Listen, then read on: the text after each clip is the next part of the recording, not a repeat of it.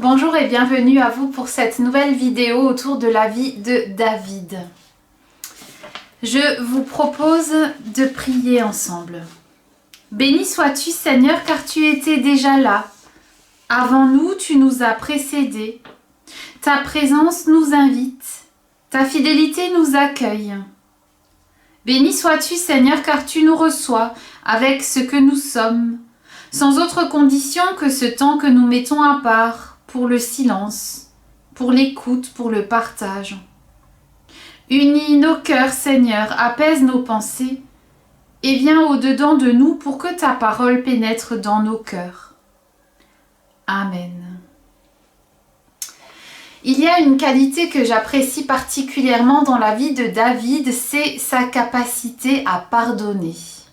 Le pardon, c'est une grande question et un thème plutôt important dans la vie chrétienne. Le pardon, pourtant, passe plutôt souvent d'ailleurs dans la vie pour de la faiblesse. Quand on pardonne, on est vu souvent comme un faible. Celui qui pardonne, c'est celui qui se laisse faire, c'est celui qui laisse les autres faire. Et puis le pardon, c'est une question délicate parce qu'on a du mal, beaucoup de mal à pardonner vraiment. On a tendance à pardonner de façon partielle, de façon conditionnelle. Je te pardonnerai si tu fais ceci ou cela. Ou alors, on pardonne de façon partielle. Je te pardonne, mais ne compte pas sur moi pour oublier. C'est qu'un demi-pardon. Ou alors, on reporte notre pardon. Je pardonnerai un jour, plus tard, peut-être. Difficile cette question du pardon, à la fois quand on doit pardonner à l'autre ou quand on attend le pardon de quelqu'un d'autre. Et un jour, on se rend compte que l'on soit dans la position de celui qui doit pardonner ou de celui qui doit être pardonné. On est lié de la même façon, esclave d'un non-pardon de la même façon. Quand on attend le pardon de quelqu'un, quand on attend d'être pardonné par quelqu'un, finalement, on se retrouve dans la même situation, on est agité, on dort mal, cette situation ne nous sort plus de la tête, le ressentiment, la rancune nous habite. Revenons un instant à la vie de David, pour voir comment lui a traité cette question du pardon dans sa vie.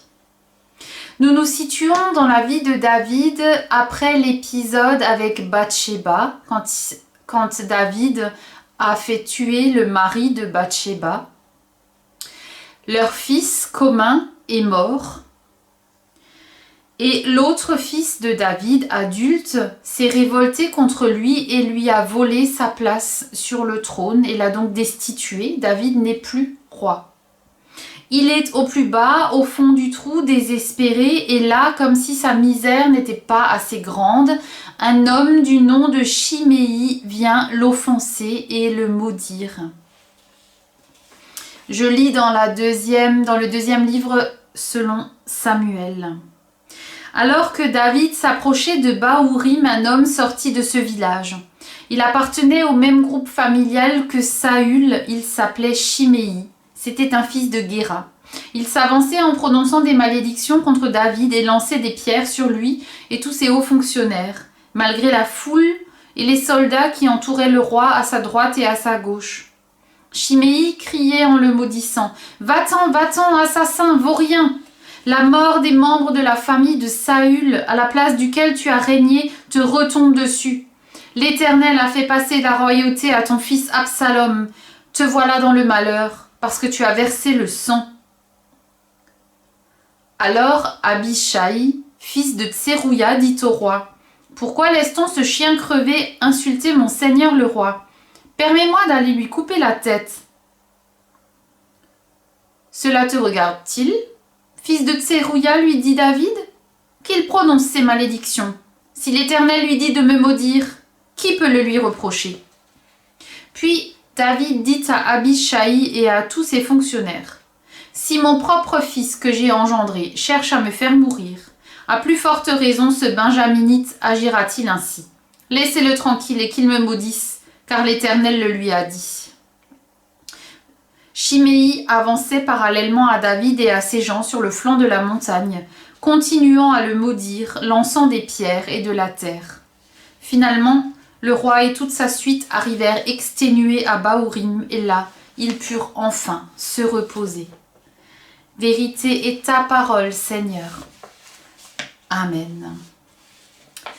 On se retrouve facilement dans les personnages de cette histoire. À la fois, on reconnaît des chiméis. Vous savez, de ces personnes qui vous frappent alors que vous êtes déjà à terre, qui en remettent encore une couche. On reconnaît aussi les conseillers du roi. Vous savez, ceux qui veulent trancher la tête de Chiméi, ceux qui conseillent de réagir, de rendre le mal et la violence au lieu de pardonner. David doit faire un choix, se venger ou non. David choisit de ne pas riposter. Pourquoi ? Si je devais utiliser une image, je dirais que David avait la peau dure et le cœur tendre. La peau aussi dure que celle d'un rhinocéros. On pouvait le rouer de coups, il ne sentait rien. Et parfois ça sert d'avoir la peau dure, parce qu'on en rencontre aussi dans nos vies des chiméis qui frappent et qui font du mal. Cette peau qui a pour but de nous protéger des flèches d'hommes comme Chiméi.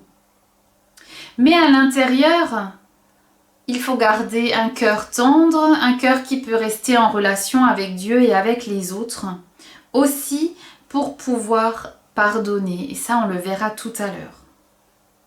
Quelque temps plus tard, Absalom, le fils qui a pris le trône de David, a été brutalement assassiné. David ne l'a pas souhaité, ne l'a pas cherché non plus, mais c'est arrivé. Et au résultat, David est remonté sur le trône pour reprendre la direction d'un pays complètement déboussolé après la mort d'Absalom. Après avoir touché le fond, David va retrouver la gloire du trône. Et imaginez qui va réapparaître à ce moment-là. C'est Chiméi. Eh oui, Chiméi, vous savez cet homme qui a maudit David sur le chemin. Il va aller voir le roi et il va lui dire « David, j'ai péché contre toi ».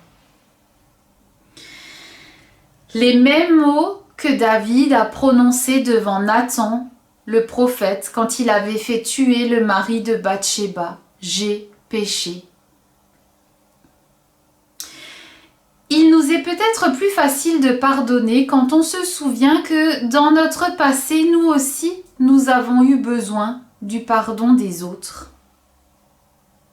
Alors, qu'est-ce que David va faire ? Peut-on pardonner à un homme aussi mauvais que Chiméi ? Peut-on pardonner à un homme qui vous a frappé alors que vous étiez déjà au fond du trou ? Tout d'abord, il a regardé à Dieu. Seigneur, avec ta force, je peux faire face à cette situation. Alors que souvent, nous, on a tendance à tourner en rond chez nous, à nous lamenter, à pleurer, avant, enfin, peut-être plusieurs heures, plusieurs jours plus tard, de nous tourner vers Dieu. David, lui, s'est tourné vers Dieu. Il avait conscience de ses faiblesses. Il avait conscience d'avoir eu besoin, lui, du pardon de Dieu et du pardon des autres. Il connaissait le remords qu'on ressent quand on a mal agi. Il connaissait aussi le sentiment de libération qu'on ressent quand on se sait pardonner. Toutes les expériences de David l'ont certainement fait mûrir humainement et aussi dans sa relation avec Dieu. Alors je crois que si nous voulons nous aussi grandir avec le pardon dans nos vies, il y a plusieurs étapes que les expériences de David nous enseignent. La première, c'est d'expérimenter le pardon de Dieu. Mais vraiment, pas juste en théorie. Il y a des gens qui vivent toute leur vie dans la culpabilité devant Dieu, qui ne se sentent jamais aimés, jamais pardonnés. Des gens qui demandent pardon à Dieu tous les jours pour la même chose, pour des choses qui sont arrivées il y a 40 ans, il y a 50 ans, que Dieu a oublié depuis longtemps. Il ne faut pas seulement demander pardon, il faut aussi accepter d'être pardonné. Et puis surtout se pardonner à soi-même, et ça c'est parfois l'étape la plus difficile. Dieu ne pardonne pas seulement nos fautes, il les efface. D'ailleurs, ça, humainement, c'est difficile à comprendre parce que nous n'avons pas cette capacité d'oublier. Ensuite, il nous faut endurcir notre peau. Ça nous permettra de sentir un peu moins les chocs que nous recevons. Ce n'est pas parce qu'on est chrétien qu'on reçoit moins de coups que les autres. Parfois, c'est même tout le contraire, on en reçoit encore plus. Justement, à cause de notre foi. Et on peut demander au Seigneur de nous rendre patients à l'égard de ceux qui parlent trop vite, à l'égard de ceux comme Chiméi qui parfois même nous maudissent alors que nous sommes déjà faibles et au fond du trou. Mais nous devons aussi demander à Dieu de préserver notre cœur pour qu'il reste tendre à l'intérieur. Dieu ne veut pas faire de nous des rhinocéros insensibles, mais il ne veut pas non plus que nous soyons des victimes qui pleurent pendant des mois à cause d'une parole de travers. Dieu veut que nous restions debout et que nous remettions nos offenses et nos cœurs parfois blessés entre ses mains. Ensuite, une des pistes peut être d'essayer de comprendre les motivations de l'autre. Et là, ça demande une grande grâce. Mais n'oublions pas que Dieu lui aussi est un Dieu de grâce. Essayez de voir au-delà de l'offense le petit garçon derrière l'homme hargneux, la petite fille derrière la femme méchante. Peut-être que c'est ce que David a fait. Peut-être a-t-il vu en Chiméi ce dont il était capable, un homme bon comme tout homme en est capable. Ensuite, on peut se souvenir des moments où nous aussi avons eu besoin de pardon. Nous avons tous dit et fait des choses stupides à un moment donné de nos vies. Nous avons tous eu besoin du pardon des autres et du pardon de Dieu. Il n'y a pas de surhomme ou de surfemme, nous commettons tous des erreurs. Et quand on nous frappe, on est parfois capable d'être aussi mauvais et obstiné que nos adversaires pour riposter. Et souvenons-nous, comme nous le disons dans le Notre Père, que nous ne sommes capables de pardonner que parce que Dieu nous pardonne. Une étape importante peut être aussi d'exprimer tout haut notre pardon. Combien c'est libérateur d'entendre dire « Je te pardonne ». Et enfin, la dernière étape, et c'est peut-être la plus difficile, c'est refaire confiance. Et pourtant, refaire confiance, est-ce que ce n'est pas exactement ce que Dieu fait avec nous tous les jours? Il nous pardonne et à chaque fois, il nous redonne sa confiance.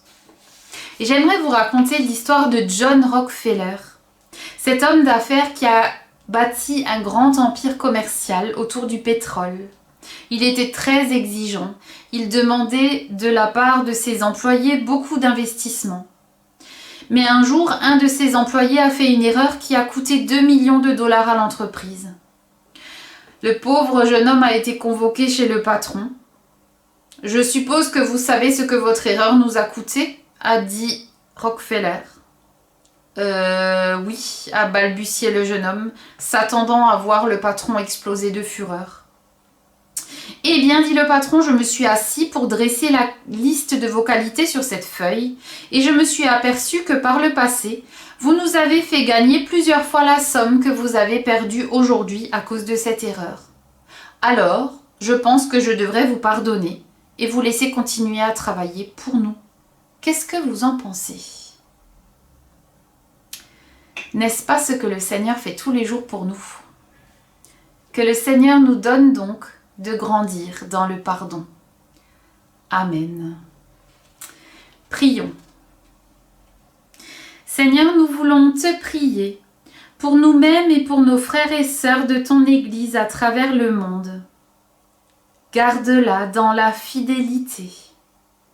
Nous ne pouvons tenir que par la force que tu nous donnes. Tu es notre solidité, le roc auquel nous pouvons nous accrocher. Nous te prions, ôte de nous toute crainte du pouvoir des hommes. Que notre témoignage de ta bonté se répande comme une lumière au milieu des ténèbres de ce monde. Quand il nous arrive d'avoir peur de l'opposition et des moqueries, de ne pas oser nous déclarer pour toi, pardonne-nous comme tu as pardonné à tes disciples quand ils ont douté. Rappelle-nous que malgré nos peurs, ton amour reste le plus fort, et que notre pardon soit à son tour un témoignage de ton amour. Que par nos paroles, nos gestes, nos regards et nos actes, les autres puissent trouver du réconfort, de l'apaisement, de l'aide. À travers nous, viens te manifester dans notre monde. Et ensemble nous te prions, notre Père qui es aux cieux, que ton nom soit sanctifié, que ton règne vienne, que ta volonté soit faite sur la terre comme au ciel. Donne-nous aujourd'hui notre pain de ce jour. Pardonne-nous nos offenses, comme nous pardonnons aussi à ceux qui nous ont offensés. Et ne nous laisse pas entrer en tentation, mais délivre-nous du mal, car c'est à toi qu'appartiennent le règne, la puissance et la gloire, au siècle des siècles. Amen. Je vous souhaite une belle journée et une belle semaine et que le Seigneur vous bénisse et vous garde. Amen.